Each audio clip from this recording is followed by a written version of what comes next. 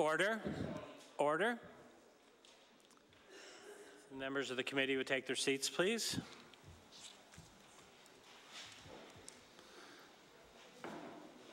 Good evening, everyone. I'd like to call this evening's meeting of the Law Amendments Committee to order. I'm going to take a few minutes at the beginning to explain some of the rules of the proceeding. I would ask everyone at this time to please turn off your cell phones. Members of the media may use their cell phones during the proceeding, but members of the audience are asked to refrain from doing so. Please be respectful of the proceeding at all times. The rules of the House of Assembly apply in this chamber during the Law Amendments Committee. That means there will be no shouting or cheering either for or against what is being said during the proceeding or any other disorderly behavior. I know there won't be, but if by any off chance there were, we would have to ask the person to leave.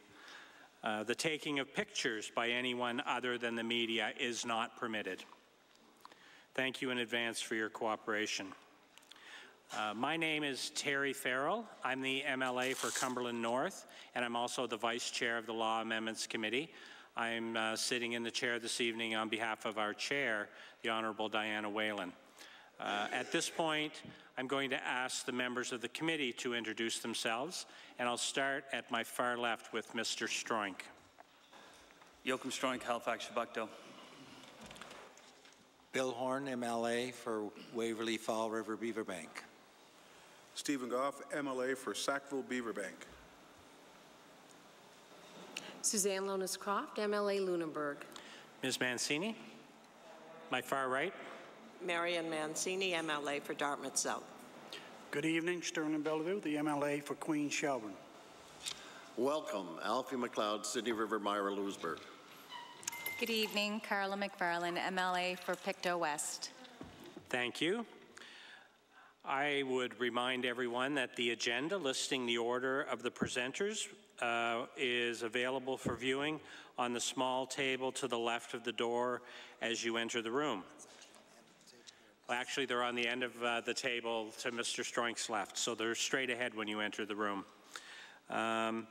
When your name is called, please come forward and state your name and the organization, if any, that you represent. In order to allow all the scheduled speakers an opportunity to speak at a reasonable time, we will be keeping track of the length of the presentations. You'll each be permitted 10 minutes to make your presentation, followed by 5 minutes for receiving and answering questions from members of the committee. I'll alert you when there's 1 minute left to speak and when the time is up. And I will, I may interrupt you and by speaking up and letting you know when your minute is up, or I may just hold up my finger. I'm going to begin by listing the first 4 presenters on our agenda tonight. The first will be Elliot Richmond. The second presenter will be Frank O'Sullivan, the Executive Director for the Society of Deaf and Hard of Hearing Nova Scotians. The third presenter will be Robin Gushue. Then the fourth presenter will be Cynthia Carroll, the Executive Director of Autism Nova Scotia. So, I believe we're ready to begin. If Elliot Richmond is here, could you please come forward?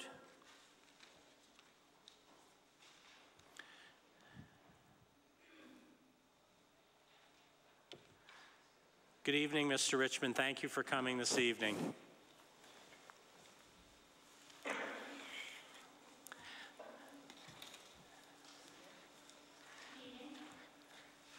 you'd like.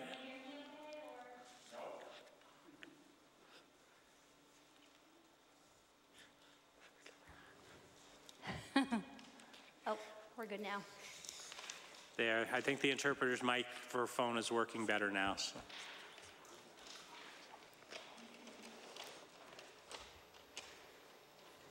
My name is Elliot Richmond.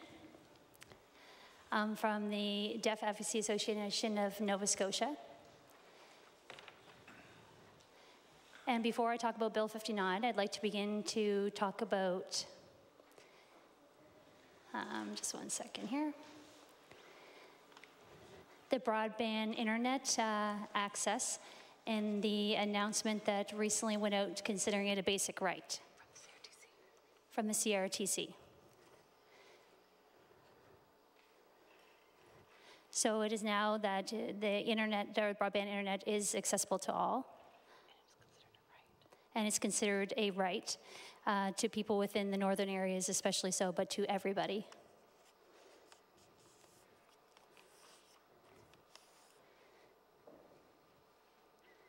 So they will require setting up the broadband cables in order for the broadband internet to work.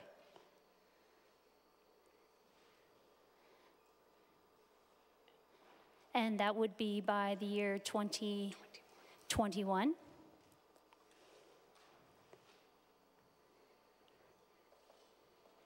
Sorry, do you want to go? And by 2032.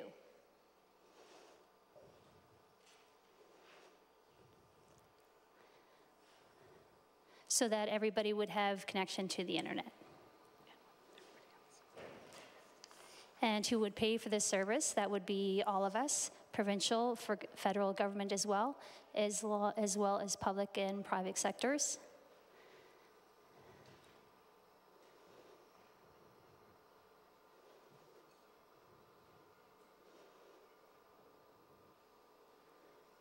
So the cost in the end would actually be less. The cost for access is better than excluding people in the end.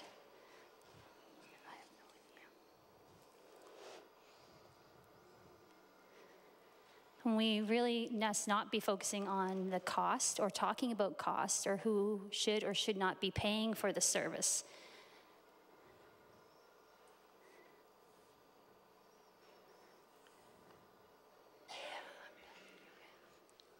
So it's not considered looking at the cost, but it's considered a right for every individual. So that's it. There's no argument with that. So, by the way, accessibility must not be means tested. The concept of equality before the law has already been established in the UN Convention of Persons with Disabilities.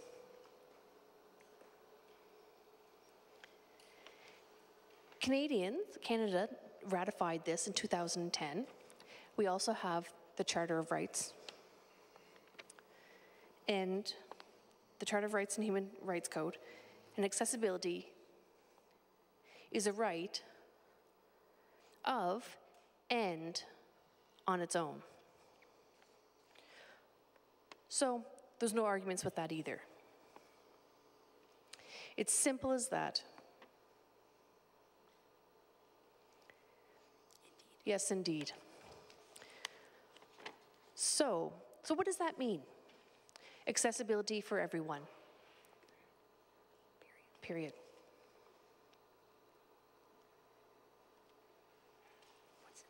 What's involved? Enforcement and standards will be removed, and old barriers will prevent new barriers. And by when? Yesterday, of course. But to be realistic, December 31st of 2025, how's that sound? At about 11:59 p.m. that evening, to be specific. So who will benefit from this? Everyone. Persons with disabilities can and will contribute economically, socially, artistically, intellectually in society, and anyone else. Who is going to pay for it? All of us. The public, the private, nonprofit sectors, and the taxpayer. And how much will this cost everyone? that's not relevant, actually. Accessibility is a right, just as broadband internet is. So, to let me paraphrase from the Honorable Joanne Bernard, the cost of inclusion is much less than the cost of exclusion.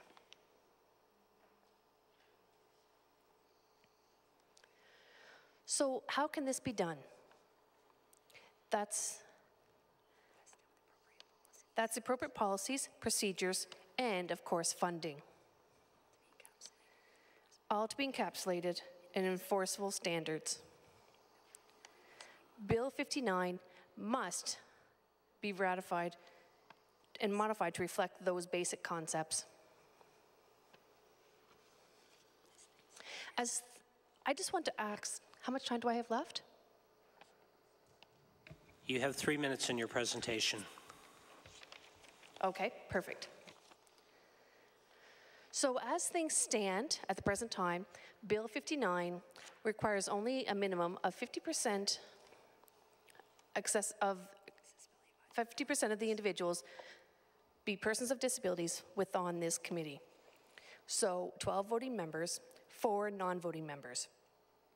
So conceptually, we could end up with 4 voting members of persons with disabilities and 4 members non-voting with disabilities. Non-voting members with disabilities. So with that, the bill requires a minimum of 50% plus 1. Should require this. And that those members, voting members, need to be people with disabilities. As well, and we also need to look at quorum. And the quorum should be reflective of the same numbers. Board members with a disability must be reflective of the cross disabilities, to be included but not limiting to sensory, intellectual, mental, invisible, and mobility, those with mobility disabilities. So we look forward, like everyone else, we look forward to further consultation to the bill before third reading. Thank you for your time. Thank you very much, Mr. Richmond. And I hope I didn't run out of time. You did very well, sir. And I would ask you to stay around and for some questions from the members of the committee, if that's okay with you. Yes, certainly. Okay, we'll begin with Mr. Bellevue.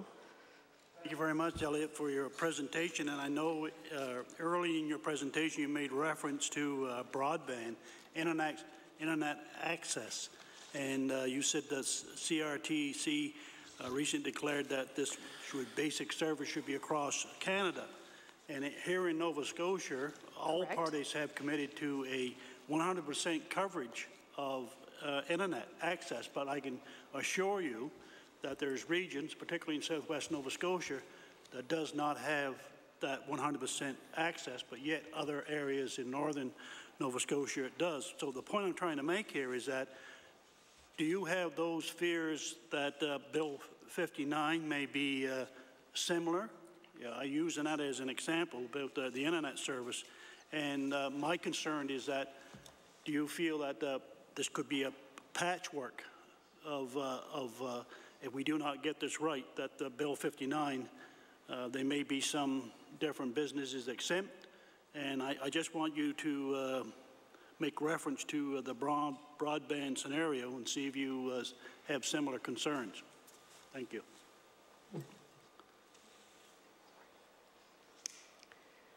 Mr. Richmond.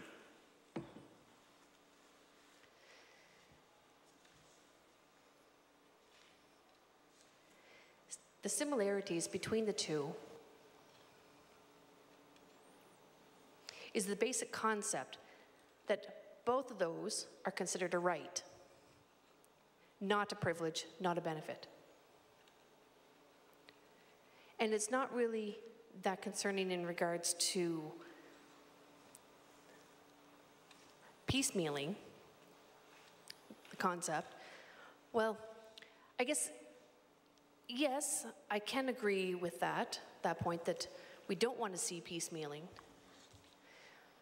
So when we look at the internet as provided by piecemealing by different providers that don't have complete access. Similar, if accessibility is provided in pieces, it will not then provide coverage, it will not be complete accessibility for everybody. So yes, I would agree with that. Thank you, Ms. McFarland. Thank you very much, Mr. Chair, and I want to thank Mr. Richmond for coming here today. I know he was here all day with us, and I really appreciate that.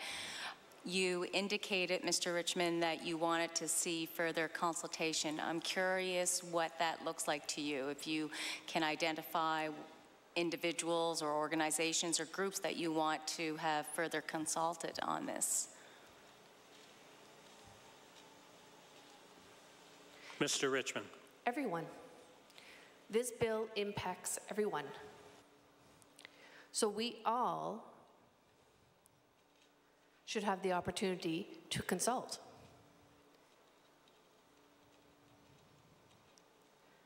There is no group or organization or person who cannot or should not be involved in it. The answer is everyone and anyone. Okay. Does that help? Thank you. Mr. Horn? Mr. Bill Horn.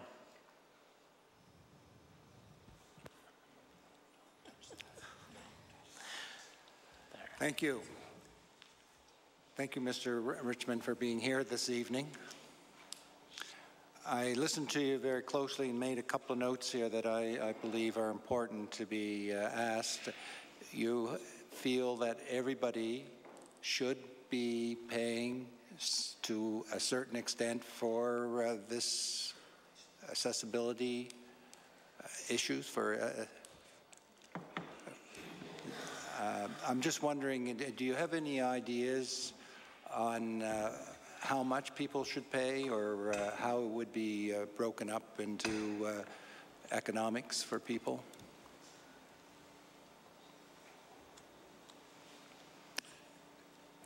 Mr. Richmond.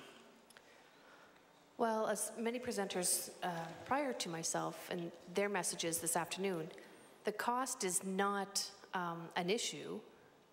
You cannot put a price on who can vote and who cannot vote.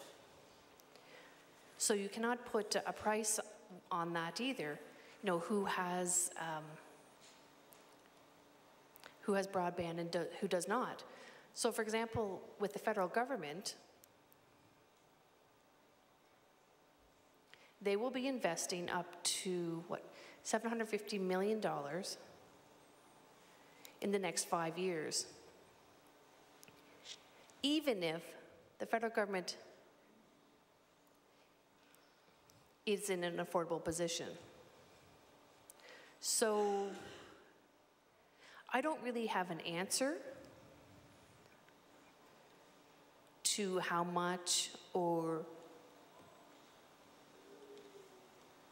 My point is that accessibility is not just government's responsibility. It's not just the private sector's responsibility. It's not just one group's responsibility. It's everyone's. It's everyone in partnership. Thank you very much, Mr. Richmond, and that was excellent use of your 15 minutes. So I'd like to thank you for spending your time here today and for taking the time to present to our committee. Our next presenter. Thank you. I will be here again tomorrow morning, so move on to the next presenter. Our next presenter is Frank O'Sullivan.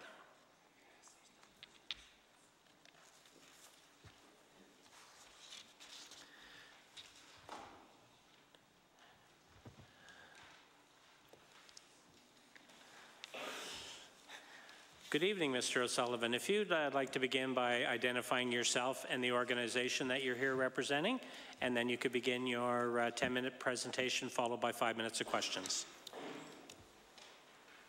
Mr. O'Sullivan. Thank you. I'd like to have the opportunity, or thank you for the opportunity to present here to Law Amendments Committee. My name is Frank O'Sullivan, and I'm here as a deaf individual, as well as the Executive Director of Society of Deaf and Hard of Hearing Nova Scotians. Also, as a member of the Bill 59 Community Alliance.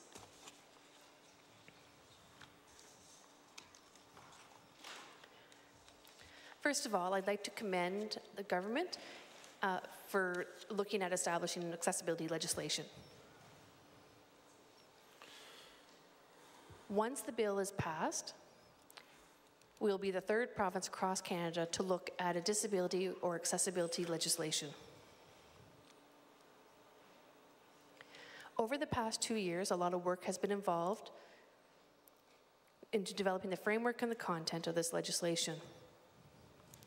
Across Nova Scotia, there was meetings and extensive consultations, which resulted in many excellent recommendations. This legislation does have its flaws, though. And the flaws will be a barrier to the success of this legislation. Some issues have already came up earlier this afternoon, and I don't need to go back into conveying those issues again. But I will discuss a few points. Once the legislation has been achieved, it will impact all areas of society. Clear deadlines and intentions need to be established. The government should take every active and creative role to provide incentives to support. Just wanted to make sure I'm not signing too fast for the interpreters here. It's important that the disability community is a part of the consultation involved in creating standards of implementation, monitoring, and the enforcement of standards under the Act. And that we have a leadership role within this. Myself, and as many other deaf individuals within Nova Scotia, experience a wide range of barriers throughout our daily life. I've also been fortunate to witness the positive impact of the quality of life when barriers are removed. Access would include sign language interpreters, CART services as we see here, digital format of communication access, and real-time captioning. Bill 59, when eventually will be passed, will go a long way to reducing those barriers and increasing access for everyone. We have the ability to become a model across Canada and worldwide with the passing of this legislation. However, it is imperative that we take time to revise this legislation. And as Mike Holmes says on Homes for Homes, we need to get it right. Thank you for your time. Thank you very much, Mr. O'Sullivan. That was a good wrap-up. I hope you have some time for some questions from the members of our committee. Sure, yes.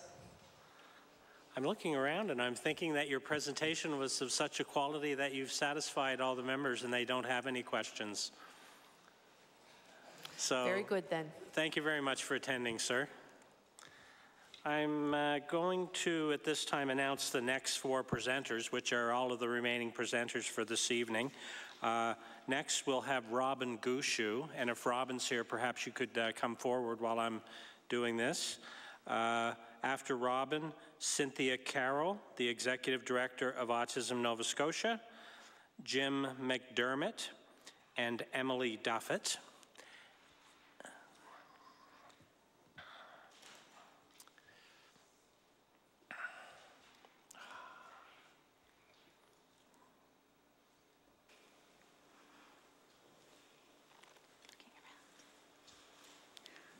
Good evening, Ms. Gushu. Perhaps you could begin by identifying yourself and your guests that you brought with you this evening. Sure. Good evening. My name is Robin Gushu, and this is my daughter, Olivia. She's got a big smile for everybody here tonight. So Olivia is 6 years old, and she has spastic quadriplegic cerebral palsy. I'm here tonight to speak on behalf of her and regards to Bill 59. So as I mentioned, Olivia has cerebral palsy, and it's a neurological condition that affects her muscle function and control. And when she's excited, everything starts really flailing here. Olivia is physically disabled and relies on the use of a wheelchair for mobility, and she is solely dependent upon myself and my husband. And although Olivia has a physical condition that has its challenges, she is a lively, happy child, as you can see, with an infectious smile.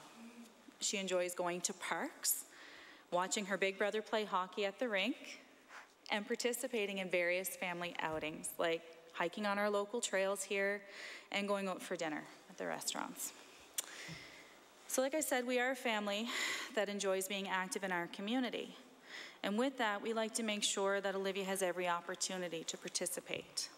Frequently, however, we are met with barriers that prevent Olivia from accessible opportunities. Like I did mention, we love going to parks. Olivia's a child. She wants to be able to swing on the swings like her sister and brother. We found that there's many parks around here that don't have accessible swings for her. She's in a wheelchair. It'd be great to see climbers and play areas at parks that accommodate accessibility for wheelchair use. Another barrier is a lack of fully accessible washrooms in public venues.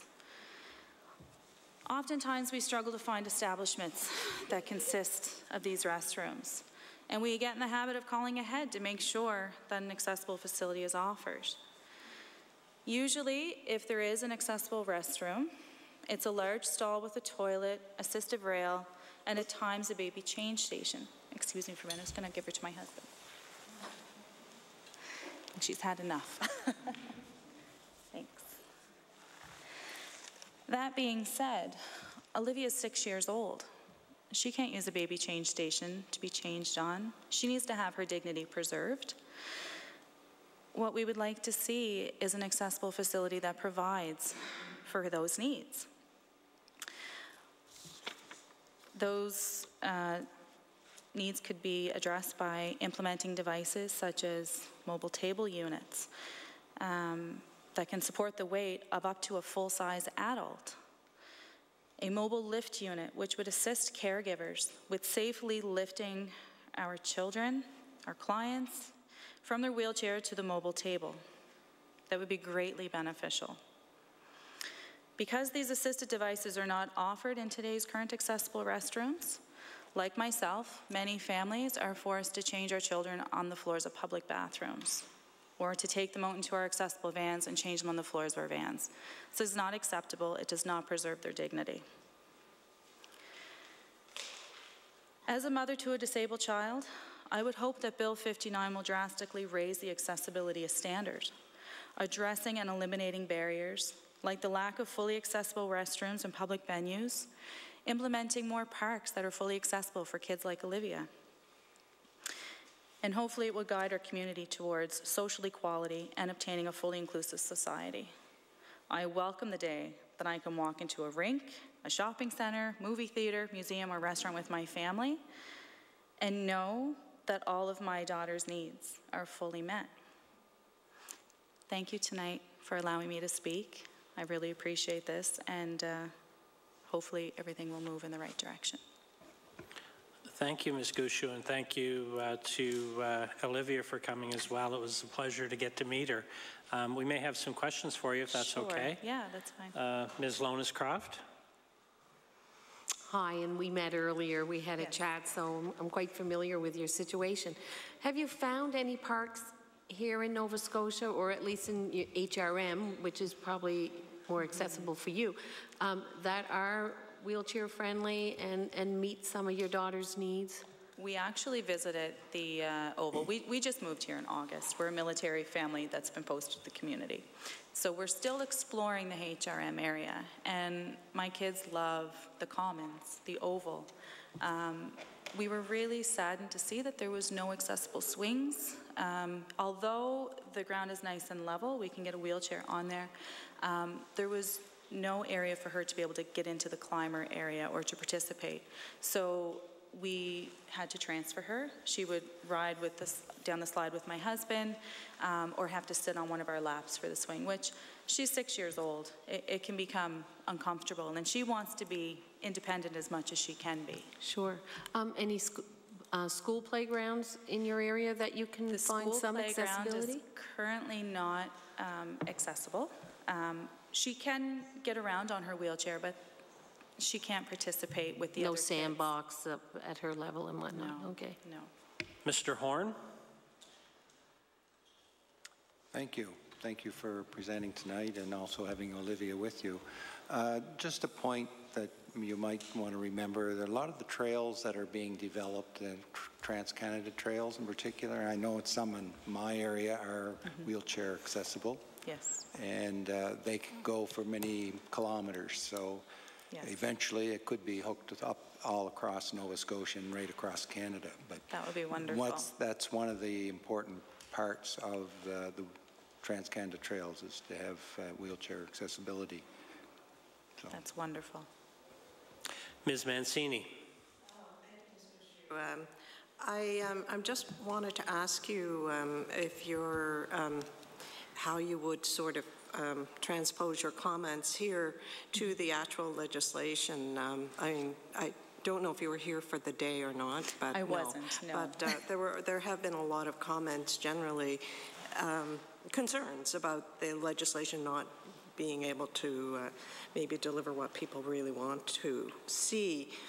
And so I'm just wondering if you've had an opportunity to look at it, and I'm just suggesting some of the issues that did come up were issues about using language for accessibility, of saying we need to improve as opposed to achieve it. Right. And disability rights being subject to economic considerations, which is also in the Act. And just a general concern that the disability rights are being subjected to economic considerations here. Right. So I don't know if you would have a comment to make on that in light of your presentation. I don't know if I'm qualified to answer that. All I would say is I think that we need more input from the community in order to improve upon that. And if cost is a barrier, or if I'm answering your question correctly here from what I could pertain, I think that cost shouldn't be a barrier. I think when I addressed about accessible public washrooms, if you were to go out in the community and you needed to utilize a public facility and they advertised a public washroom, you would expect to find a toilet and a sink. But my daughter, she can't utilize the accessible restrooms in public right now because they don't meet her needs. And I think that's an important thing that we need to address here, aside from cost. And I think we have to figure out a way to get around that. I hope I've answered what you've asked. Thank you. Mr. Bellevue. Thank you, Robin. I'm going to ask the question that everybody don't dare to ask. Livia, I know, loves to go to the hockey rink, and that's where my question is going. But the question I'm going to ask, and nobody dares to ask, is, does Livia have a favorite NHL hockey player? And I'll give you some time to think of that. But I will my say question, that her brother loves the Ottawa Senators, so she would support his NHL pick. But my question is regarding when Livia goes to hockey rinks, and I spent some time there, as many Nova Scotians do, and they're not very accessible for people with disabilities. So my question is regarding when Livia goes to the local hockey rink, is there accommodations made for her to view the events? Yes, actually, so my son plays for the Tassa Hurricanes here in St. Margaret's Bay.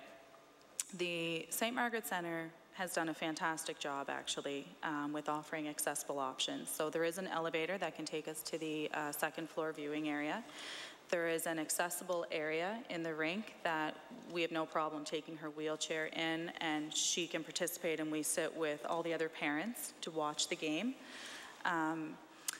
There was an issue with their accessible washroom, and actually I did bring it forth to the center, and they were unaware. And a lot of the times, it's because we're unaware. If you don't have a member in your family or somebody in your community that directly impacts you, it's hard to understand their needs unless it's brought forth.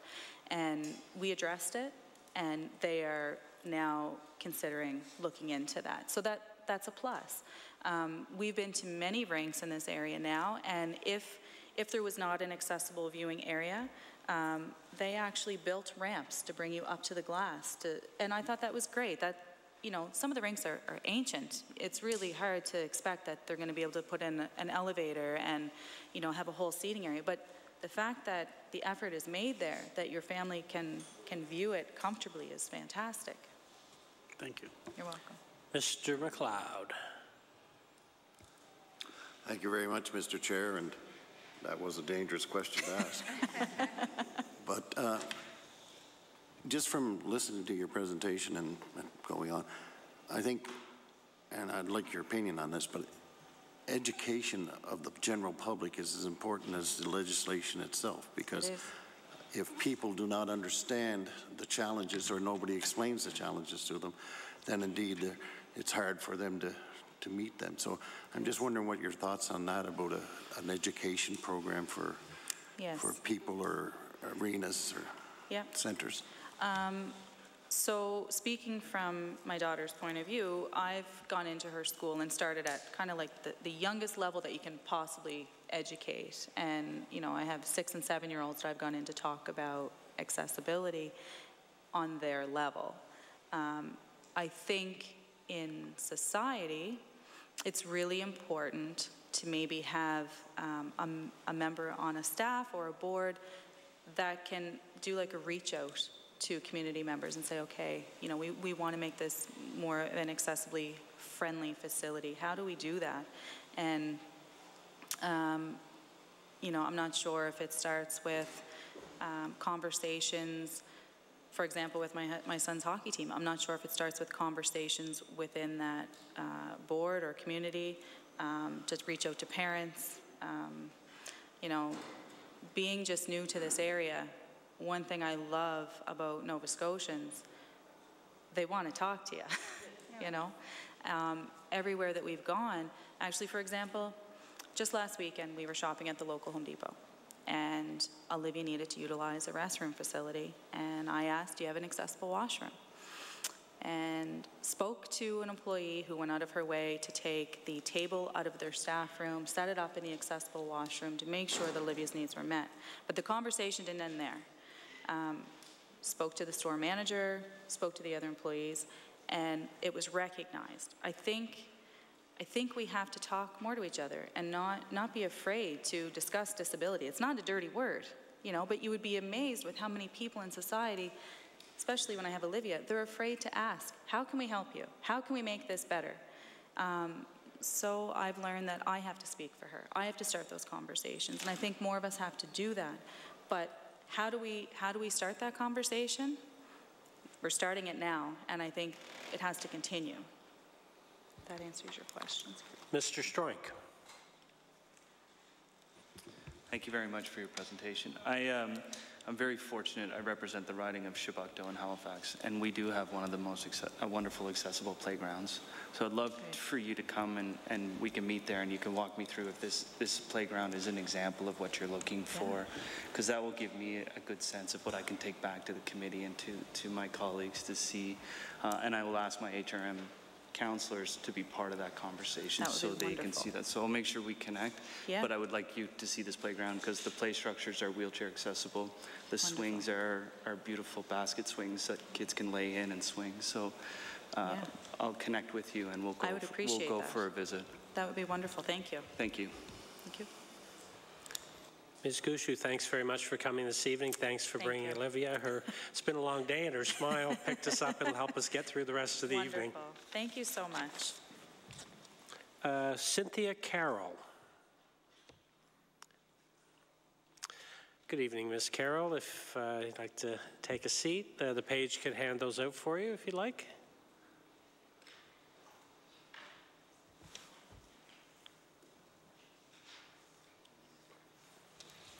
If you'd like to begin by introducing yourself and the organization that you represent, and you could have your 10-minute presentation and 5 minutes for questions. Great, thank you. My name is Cynthia Carroll. I'm the Executive Director of Autism Nova Scotia. I'm also the current chair of the Canadian Autism Spectrum Disorders Alliance, which is a national alliance of over 150 autism organizations across the country. And I also had the fortune of being one of the members of the Minister's Advisory Panel in the development, or the recommendations for the development of what is now known as Bill 59. So I wanted to do a head nod to all of the presenters before myself, and definitely agree with some of the things they're chatting around. One of the things that I just wanted to bring to the committee's attention was the fact that this accessibility legislation is a historic moment in time for Nova Scotia, and I do want to commend, as previous speakers have, the provincial government taking the lead on this. I do, however, want to caution the Law Amendments Committee to be thoughtful to make sure that we get this important piece of legislation right. And when we're considering individuals in Nova Scotia living with autism, I want to talk a little bit about sensory accommodations. And really what that means is we have a lot of accommodations in the room here tonight. We have space to allow for wheelchairs to participate. We've got the cart service. But when you're talking about autism spectrum disorder, it's a neurodevelopmental condition. And what that means is there are many challenges that come with this disorder, and can be very, some of those challenges can be invisible. So when we say, when people say, well, what is autism? We say, it's a different way in which your brain, works and functions. And it can mean that you need two people to go to the corner store, or it could mean your university professor. And research indicates that 95% of people with autism actually have a sensory processing disorder. And what that means is things such as fluorescent lighting is very problematic. It flickers at a very high rate. Loud sounds can be very challenging. Even in this room, it would be very difficult for an individual with autism to participate in this committee meeting, because the lights in here are so bright that it would almost be intolerable. In fact, would cause pain. And so when you're considering things within Bill 59, and you're talking about language and definitions, and we talked a lot about this around the advisory panel as well, ensuring that not only are we using plain language in the bill that people understand, but the language is clear and broad enough to be inclusive for all, including people with sensory disabilities like autism. We see this all the time. It affects things like primary health care. Even having an individual access primary health care and going into a crowded waiting room is very difficult. They are not able to access health care, many individuals, because of that reason, if there isn't a quiet area that's offered that is low stimulation. So those are things to consider. We also have accessibility. The family that just recently spoke around accessible playgrounds and going to rinks. Many children with all disabilities, and we certainly see this on the autism spectrum as well, even accessing recreation in our communities, ensuring that we consider with this bill rural, remote, and urban areas in Nova Scotia. Right now, Recreation is not fully accessible. We're getting better, but families often can only access 2 weeks of recreation in Nova Scotia if they need accommodation support. If I have a child who isn't on the spectrum or may not have a disability or has limited accommodation support, they can access recreation for 8 weeks in the summer, but yet right now there's only 2 weeks available if you need accommodation. So these are the things that when we're considering things like built environment, accessibility to services, when you're considering spaces, we need to be considerate of all of that. In addition to the uniqueness, perhaps, of the sensory considerations of autism, I want to state to the committee that Autism Nova Scotia stands united with the disability community around principles behind what a Disabilities Act, Accessibility Act should look like in Nova Scotia, setting very clear timelines in which that are reasonable within the legislation. Someone mentioned earlier that it applies to all. You can't just, it's not just, accessibility legislation is not just about physical, it needs to include mental, sensory, communication, learning, intellectual disability, and mental health conditions.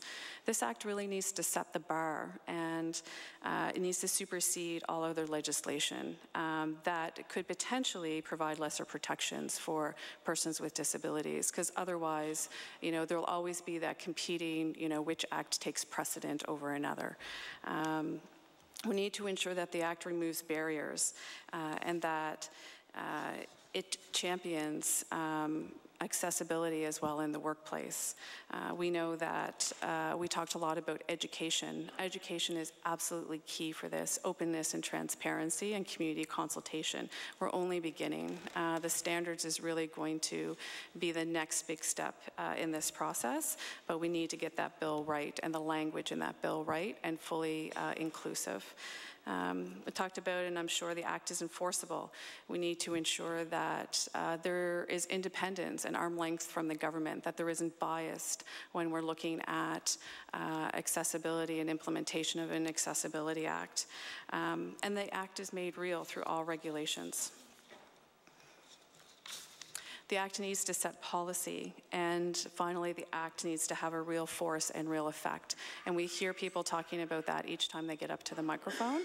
So I want to thank the committee for taking the time to hear my presentation and know that the community feels strongly about working together and collaboratively with government to make sure that we get this right and that Nova Scotia actually becomes a leader in the country in this area.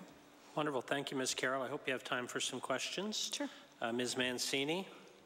Thank you. I just wanted to go to one aspect that you raised, and that was you discussed the built environment. Mm-hmm. And currently in the Act, the definition is it means building a structure or a premises. And actually back in November when we were at Law Amendments, I think it was Mr. Post that made a submission on this, saying essentially that language was too limited and ambiguous, and he proposed a change to it that would say built environment means the physical structures of communities, including buildings, structures, infrastructure such as streets and sidewalks, parks, and recreational facilities. Maybe putting on the spot a little bit, but I'm just wondering if would you concur with that, essentially, that's more broadening of a definition we should be looking at for? Yeah, I would definitely concur with that. I think that, we need to, if we really are serious about making this accessible and Accessibility Act and being inclusive, we need to broaden the definition outside of a physical building, yeah. Thank you. And then just on another definition issue here, you indicated that you were part of the advisory panel. So I'm assuming at some point you were engaged in discussions about the actual definition of a disability? Yes. Okay. All right. Mr. McLeod? Sorry, we're just going to try to stick to one question for each caucus, and then if we have more time, I'll come back. Thank you, Mr. Chair, and thank you for your presentation. You say you were on the committee that did the consultation process, and we heard earlier today that was a good process. It went along a long ways. And the information that you brought back and the bill that resulted from that didn't mirror each other very well. And that's why we're here today. So my question is, you already gave this information and the bill didn't reflect it. How are we going to be sure that the information that's being presented today is going to be reflected in the new bill that is required to meet the needs of the communities that you've been represented here all day by other people? You were on the committee, you've seen how it worked, you brought the information back, and you've seen the end product. So I'm very curious as to how you felt about when you've seen the end product and where your hopes are today in the new product. Well, actually, I could ask you that question of, in government, how are you going to ensure that the voices of the community truly get reflected? I hate to say that this is the first time the community has experienced this. The great thing about consultation is when you go out, you hear all the information that you need. And, there even have been there's been lots of media lately. I mean, we are really good at writing reports in Nova Scotia, and not just Nova Scotia, all provinces, to be honest. And we have great, solid recommendations that are thought out, they've been researched. Families come and share their experiences, right? It's not easy for a family to come out, right, and share their experience, and they need to be listened to. And, my concern and sometimes frustration is I always continue to move forward with hope that we're going to turn a chapter and truly lead. And so that's, what brings me here today. But you're right, that was a really good committee. It was a diverse committee. Business was at the table. If you're talking about, who needs to be involved, everyone needs to be involved, right? You need to have employers involved. You need to have the business sector involved. You need to have disability groups involved. You need to have parents involved. You need to have, transportation needs to be involved. We need to have, and we did have, vast consultations. What we need is for the government to sit down and really truly listen and really get it right. And that's what I was saying, to caution not to push something forward that is so historic, and the community has been waiting. Not just the disability community. I would argue all Nova Scotians have been waiting for true accessibility, right? I mean, this does affect all Nova Scotians. Mr. Stroink? Thank you very much, and I know you're incredibly busy right now with an autism conference happening at the World Trade Center, so thank you for squeaking out a bit of time and joining us today. My question for you is on the definition of disability, and as it sits right now, do you feel that it covers the sensory aspect of a disability, or is it too broad, or does that need to be added in specifically under sensory? So I would like to see sensory added in. Okay, thank you. Did you want to finish up, Ms. Mancini, or are you done? I was just going to, I'm going to ask you just one question then quickly. Was there a report that was made public from the advisory committee? Yes, so the committee finished its reports, and they were rolled into a larger report, and my understanding that it was provided back to the minister, and then it was then taken and turned into a somewhat more public document. I don't know if all of the aspects of the reporting was, I'm trying to remember now, it's been a little bit of time, so I do apologize for that. From but I do think it is available. And each group, had chaired a subcommittee, and so there's actually 4 subcommittee reports as well on the different areas that were discussed within potential legislation. Thank you. Okay, Ms. Carroll, thank you very much for your excellent presentation and for answering our questions. Thank you. The next presenter is Mr. Jim McDermott. And following Mr. McDermott will be Emily Duffett. Good evening, sir. If you'd like to begin by identifying yourself and any group that you represent. Yes, hello, my name is Jim McDermott, and I am a deaf individual, and I live here in the wonderful city of Halifax. And I've been living here in Nova Scotia for 31 years. I was in Ontario before that. And I live here in Nova Scotia facing some barriers, but I enjoy the province. I am the president of the Nova Scotia Cultural Society of the Deaf. We promote and advocate for positive image in regards to successful and showing of successful deaf individuals. Not many individuals like you see deaf individuals. So we have our work cut out for us to show who we are, that deaf people are okay. We're great people and that we have skills, talents, abilities. As many of you may not have seen that, but with employment, it's not provided and there is a lack of employment within our community. The interesting thing is that I have attended many breakfast meetings in the past, in 2010, 2011, meetings with provincial representatives, the business community is there, and leaders. We've talked about our frustrations, our concerns regards to barriers. Again and again, they seem to listen, but action does not always happen. This morning, I was just checking on my computer a quote that I used, a theme for our breakfast meeting. And whether we feel included and inclusive, but this is the quote that we had for this breakfast. Partnership for Access Awareness, Nova Scotia. Are we doing that? So let me show you this.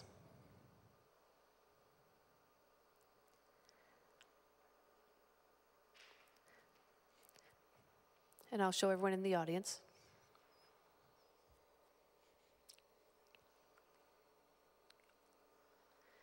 And the paper says 2010, the theme for Partnership for Access Awareness Nova Scotia, valuing people equals inclusive communities. So valuing people, that is everybody. As a Nova Scotian, do I feel included? Do I feel it's inclusive? Do I feel I'm as equal partner, an equal individual? No.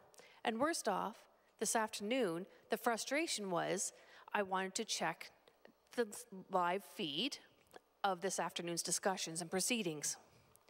I checked online, clicked off closed captioning, and there was nothing there. I wanted to know what was going on this afternoon. I would like to know what the different people's comments were this afternoon, what they were saying, and I had no idea because it was not accessible to me. What did Jerry Post say this afternoon? I wanted to know what he said, and I was not able to access the information. We are now at 2017, and I was not able to access that. I would like the information as well to learn for knowledge and enjoyment, but that was unable to happen. We have an interpreter on the screen maybe, or the internet. It would have been wonderful, but there was nothing there. I was not able to enjoy the proceedings this afternoon that were taking place this afternoon. And that is not the only thing I was disappointed about. 2 years ago, we had the new public library on Spring Garden Road open. People attended for this great opening of our new library. The ribbon cutting happened and all presentations. There was not one interpreter. Everybody was congratulating. Everybody was sharing in the excitement, and I want to be able to do that too. But again, how can I enjoy this city and celebrate our city when I feel that I'm not included?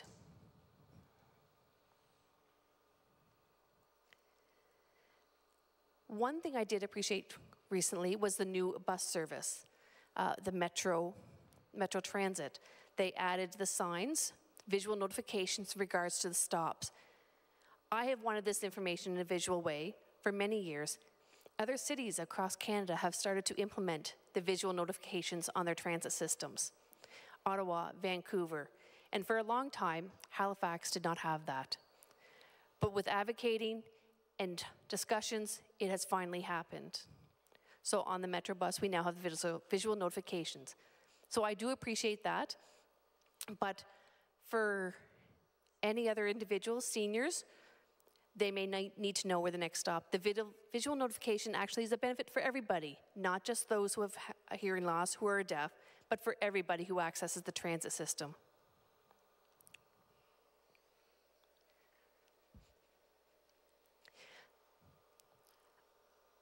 As a deaf community, we want access to communication, access to information.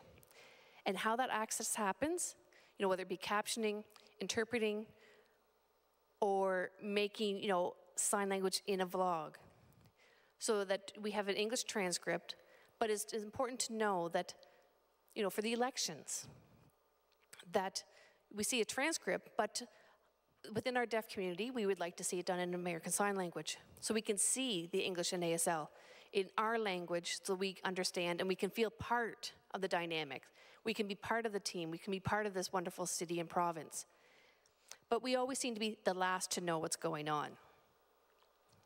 We have to ask friends to tell us what's going on. We have to look in the newspaper. And then we discuss it with our deaf community afterwards.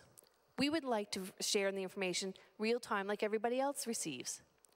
That we get the same information, the same message, just like everybody else at the same time.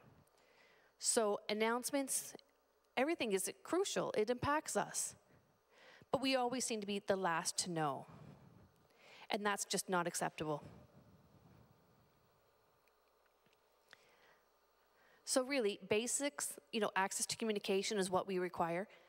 How that access is provided with captioning, with interpreters, with an interpreter, you know, on a screen, whichever it may be.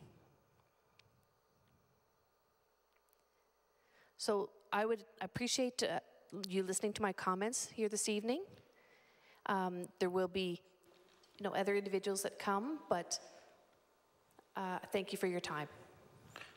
Thank you, Mr. McDermott. I would comment on your presentation with respect to the captioning of the proceeding, and I believe that it was to be available throughout, and I'm not sure what kind of a malfunction may have led to that, but I do apologize on behalf of the committee and staff for any interruption in that service. Yeah, it was not provided. Okay. I think it was probably more like, because it was a live feed, I think there needs to be, you know, parameters established before going ahead with any proceedings in live form. So I think, you know, within that, the captioning within that, it's not, but it needs to be checked throughout. So any information that does go out, you know, whether it be through, you know, on YouTube, we have captioning, and we click, you know, the captioning, and it's not there. So somebody needs to look at the technical aspect of that and to make sure that there is captionings there for any videos that are produced and provided. I agree with you, sir, and your concerns are noted. I hope you have some time for questions from the committee, beginning with Mr. Bellevue. Sure. Thank you very much, Jim, for presenting, because the chair actually was, brought my question up because I learned something very valuable here today, is that my impression is that the live stream is rolling, the cameras is rolling, the interpreters are here, and I learned something, that this is not real time getting out to your community. And no, I guess what I wanted to ask was just a clarification on that comment, because I was startled by it. But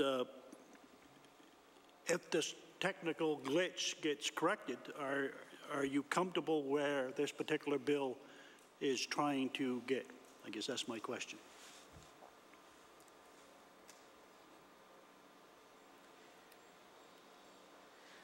I did check with the live feed. I did leave comments on the live feed, and they say we will check back with you in 14 days. Hello, this proceeding is happening right now, not in 14 days. So that's just unacceptable. So, you know, technical, you know, who that individual is to contact, I don't know. There was no, you know, any technical difficulties did not state on the screen to where to call or contact, but there was nothing in that regard. But 14 days later, after these proceedings, That'll be old news by that point, and I've then lost my access to the information. Ms. Lonis Croft? Yes, thank you. You made a very significant point when you mentioned the notifications on the bus, and that you said everyone benefits from those notifications. And I'd like to commend you for making that remark, because I even know when we made our church, which is a historic church, and we have all sorts of regulations about where we can put ramps and how we can make adjustments for accessibility. When we first put in our ramp, everyone was terrified to use it.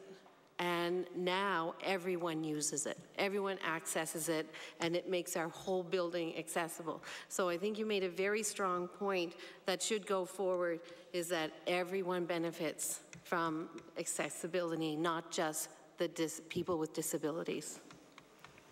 Would you agree? Absolutely agree, yes.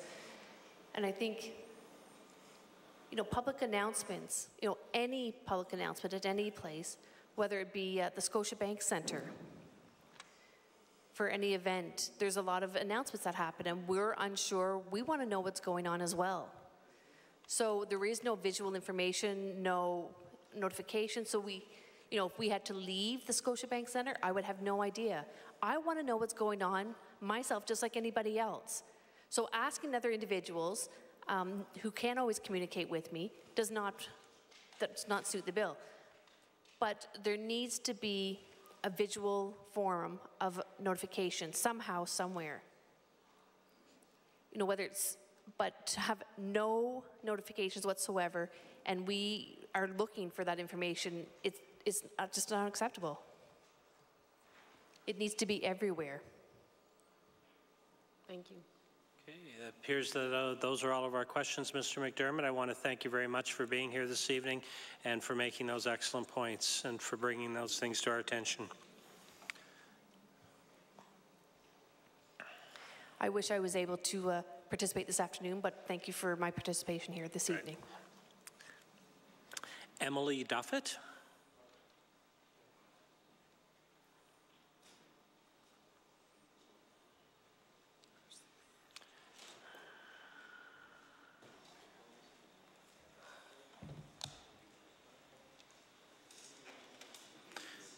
Good evening, Ms. Duffett. Thank you for coming this evening. Good evening. Thank you for having me. If you'd like to begin by identifying yourself and indicating if you're here representing a particular group, and then we'd love to hear your presentation and possibly ask you some questions. Perfect. Thank you very much, Mr. Chair. My name is Emily Duffett, and I've been debating which hat I would like to wear as I present to you this evening. As you can see, I don't really have anything written. I find I do better off the cuff. I've presented to many of you before during caucus presentations. So I've been thinking, do I present as chair of the National Educational Association of Disabled Students, as a young professional working in the disability community, as a volunteer within the disability community, or, and you'll notice I pointedly leave this to last, as a person who needs accessibility within this province, as a wheelchair user. And I came to the conclusion that it's important to present from all of these hats, because in my way of thinking, this legislation must take into account all aspects of life for whoever it is serving. And as it's already been established before, accessibility is not just for those who need it, quote unquote need it with disabilities. It's for everyone. For physical accessibility, it's for people with strollers, people with a heavy load in their arms, and that kind of thing. Or for people who may learn a different way, what have you. For years, my joking definition of accessibility has been, you can get through the front door. It doesn't matter if you can get anywhere else. I've had that happen many a times, as I'm sure many people have. Or, so I think back to many years ago when I first went into a wheelchair. This young fella, probably about 6 or 7 years old, asked his mother about my wheelchair. And she equated it to his shiny new bike. and how that helped him go faster. To me, that just makes it normalizes it, as much as I hate that word. But I think that's what we have to do. We have to, as was said before, we have to make people aware of the needs and the issues, but also to see the positive aspect of the contribution people with disabilities make in this province. 1/5 of the population. And that's only going to increase with the aging demographic. So we must keep in mind how it impacts all aspects of life and how we keep those standards in place. I've been doing a lot of work lately on youth with disabilities. I spearheaded and facilitated a youth living with disabilities leadership forum 2 years ago now. It doesn't seem like that long. But through that, it was amazing to hear what these youth had to say, to have the chance to have their voice heard, which I know you've done with the consultations. But we need more opportunities like that, more leadership opportunities, and to feel like your voice is valued and heard. I think that's the biggest thing for anyone, is to just feel as if you belong. It doesn't sound like much, but it is huge. Another big aspect, and I'm jumping around, I apologize, but education. I was one of those people that would have fallen through the cracks. In grade 4, I was tested at a grade 1 level or below. And the school told my parents that was not an issue. I have to wonder if that was because I had a pre-existing disability, or if that's just because the school system is so overburdened with people that need help. But I sit before you today with a master's degree, actually focusing on employment for persons with disabilities here in this province. But yet, it took me 3 years to find a job. Yes, that's the climate of the province. I know it's hard for anyone. But when you have a disability, it adds an added layer. You have to consider whether the place is accessible, whether you can get accommodations, whether you can, how you're going to be received by your coworkers, and a whole host of other things. So, having said all that, I don't want to ramble on. But I think the message I want to leave you with today is, as I commend you as the government for undertaking this legislation, I think we do need, as presented before, we do need the standards, we do need the definitions in place, and all that stuff. But we need to realize and think beyond the legislation. We need to think about the people that it is serving. And those are not just the people with disabilities. It is the entire Nova Scotia population. Thank you. Thank you, Ms. Duffett. I hope you have time for some questions, because I believe we have some. Ms. Mancini? Thank you, Mr. Chair. Thank you, Emily, for coming. I noticed that when you talked about aging demographic, you looked right at me, though. No, not on purpose. I don't think I didn't notice that. All right. But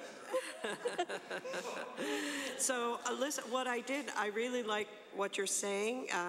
It's a theme that's it's coming up, but not constantly. But the idea, that everyone benefits from accessibility, and whether you need it or not. And I think I think for myself, anyway, I'm just wondering how you're viewing this, but when I was getting ready for this, I saw some language and I wasn't necessarily familiar with it, so I just checked it out a little bit. But one of them is this concept of a universal design. That's something you're familiar with. And it talks about providing the same means of use to all users, and the idea is that nobody is stigmatized by removing the barrier or whatever it's been done to improve accessibility. And it talks, actually it's in Ireland, from my limited research on it, that they've made some advancements in that and actually have, in their Disability Act, they include a definition for universal design.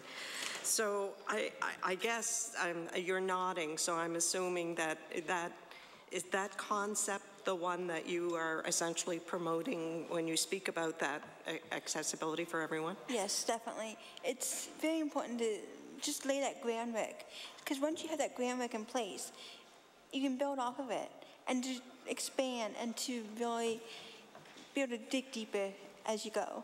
But to have that, the universal design really allows for that, that baseline to be established. Okay, thank you. Thank you. Well, thank you very much, Ms. Duffett. Thank you. I believe you've answered all of our questions. Thank you. Thank you once again. That concludes the business of the committee for this evening. I'd like to thank everyone for attending, and we will stand adjourned until 9 a.m. tomorrow morning. Thank you.